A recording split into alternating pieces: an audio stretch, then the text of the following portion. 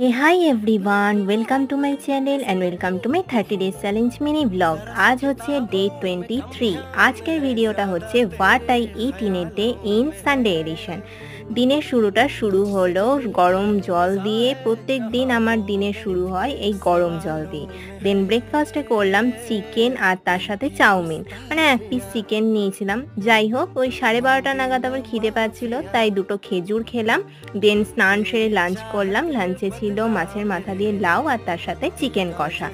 দেন বিকেলবেলাতে অনেকটা পরিমাণ ঘুম থেকে উঠে নিয়ে আগে জল খেলাম আর তারপর খাচ্ছিলাম এটা তো আমরা লালুগুলু নামে চিনি, তোমরা কি নামে চেনো জানিও কিন্তু কমেন্ট করে। সন্ধেবেলায় ভাজলাম কয়েকটা পাঁপড়, মুড়ি আর তারপর এখানে একটু সর্ষের তেল আর তার সাথে চানাচুর দিয়ে মুড়িটা মাখলাম। তো এই হচ্ছে আমার সন্ধেবেলার খাবার।